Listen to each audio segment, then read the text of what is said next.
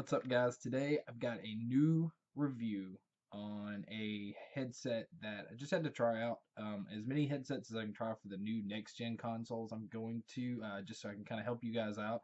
And this is for the PlayStation 4, the Afterglow Crawl, Crow, Crayo. I don't know, but they're the ones for the PlayStation 4. Um, Afterglow's been making headsets for quite a while, and this one looks very similar to the ones they've been making. The Prismatic was the last ones they did, and then they've also made the ones that have the 7.1 surround sound. This one's just stereo, but it is a wireless headset for the PlayStation 4, um, which anything with the next gen consoles, you kind of want wireless so that everything is not always running wires back and forth. Now, the accessories that come with it are pretty simple. You've got just a micro USB for charging, and it does have the little Afterglow logo right there on it. But again, it's normal USB cable.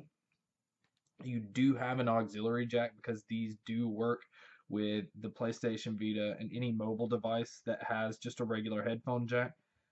So it does come with that. And they've always done it in the gray, which is kind of weird considering the headphones are black and nothing else on them are gray. And this model comes with the USB, which is no different than the other ones, except for the fact that this time you do not have to run a wire from the dongle itself into the system. You just plug it straight in the USB and it'll light up right here. And there's a little connect button that you click right here. So when it's plugged in, it'll light up and let you know that it's synced up with your headphones. So it's really nice not to have any kind of cables, and actually does seem wireless instead of running a cord from the dongle onto the back of your system. Okay, now on to the headphones themselves. And again, these look almost exactly like the Prismatics did. It doesn't look as though they made a bunch of changes. They did up here as far as the cushion on the headband. It's all plastic, except they actually did put metal in here. So it does, I will say now, it'll bend, twist. You don't have to worry about durability, reliability. These will hold it very well. Um, as far as the durability, I would worry about. Now these ear pads, I hate. I don't like them at all. There's no depth. It pretty much sits right on your ear, and then this material here like wears easily and tears easily. So as far as longevity, especially if you use them quite a bit, they're not going to hold up like most headphones will. Um, with the PlayStation 4, they have the black and blue.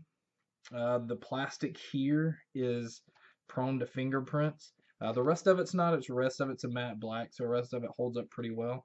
On your left ear cup is where all of your controls are. The button in the center, you press and hold. That's your power button. It is also, while it's on, you tap, it's your mute button as well. Your mic is hidden also in the left side, so you pull it out to use and push back to retract, and it'll shut off. It's actually not a bad mic at all.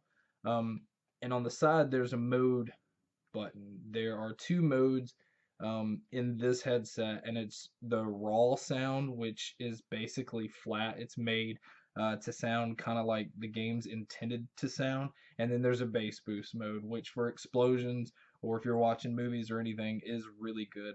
Both sound modes are decent on both sides. As for the other things, also on the left side, you have the line in, which is where you plug in the auxiliary cable to use for your mobile devices. You also have the USB slot where you charge the headphones. So everything on these headsets, mechanical wise, device or control wise, is on the left side. As far as the sound goes, the sound of these are really good. But again, I can't get past, like, these cushions are awful. The comfort kind of takes away. These are heavy, heavy as hell. And after wearing them for a while, and especially gamers, most of them like to wear their headsets for a long period of time. These are not easy to do that with because of the weight, because of the comfort of the cushions, because of the way everything sits. The sound is really good. If you want to use it for music, then I could recommend it for that. Gaming, I mean, again, the sounds of the game sounds fine. But if you're only going to play for like 30 minutes, less than an hour, then great. But most people don't do that. And these are just not comfortable enough at all. I'll show you what they look like on, just so you can kind of get a good idea that they stick out like really, really big. And I can't express enough like the weight of these are awful. The build, like I said, you don't have to worry about it breaking. For $99, you've got the PlayStation Gold headset that's out, and then you've got the Turtle Beach 400s that are also wireless. Those two are both better option than these, and at this price point, and as far as because of the weight and the discomfort, I can't recommend these at all. Thank you again for checking out the video. Hit the like button, the subscribe button. Check out a lot of the other reviews I've been doing. I've done reviews on the Turtle Beach 400s if you're curious about those. There's a lot of good headsets out there. It's not a bad offering, but the Xbox One versions got the better ear cushion ear pads. So I don't know why these didn't. Um, so again, like at this price point, I can't recommend it. Thank you again, and stay tuned for more videos.